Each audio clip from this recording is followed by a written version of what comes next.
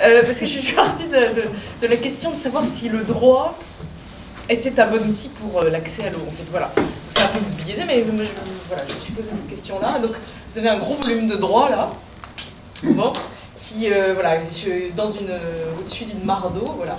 Donc, il y a des mains, on ne les voit pas beaucoup, mais il y a des mains pour accéder à l'eau et accéder donc à l'eau par le droit. Et puis, il y a d'autres mains pour faire évoluer le droit. Parce que je pense que le droit, il faut le faire évoluer. Donc là, après, il y a plein de petites réflexions de savoir si globalement le droit est le bon outil pour vraiment l'accès à l'eau, enfin des questions générales sur le droit, la justice, les lois, etc. Je vous passe. Là, il y avait l'article 28 de la Déclaration universelle des droits de l'homme qui reconnaît aux hommes le droit de vivre dignement, sainement, etc.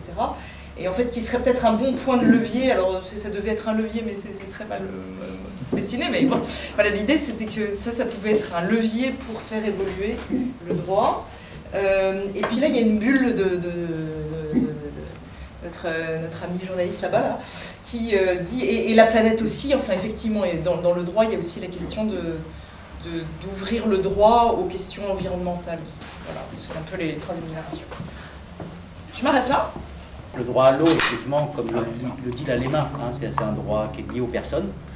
Or et toutes les pressions qui sont exercées par rapport à ce droit à l'eau, ce sont d'autres droits qui viennent se mettre dessus, et notamment l'urbanisme, et qui effectivement contrecarre en fait ce projet de droit à l'eau pour tous. Et le Conseil d'État, effectivement, lui, a acheté un pavé un peu dans la mare des juristes en disant que les pouvoirs de police du maire ne l'autorisent pas effectivement à s'opposer au raccordement provisoire des personnes.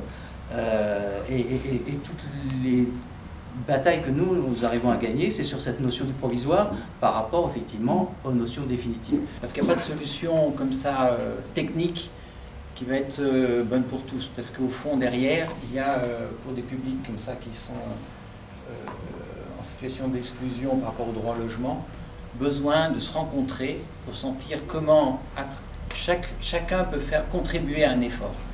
C'est-à-dire que se rétablir en tant que citoyen.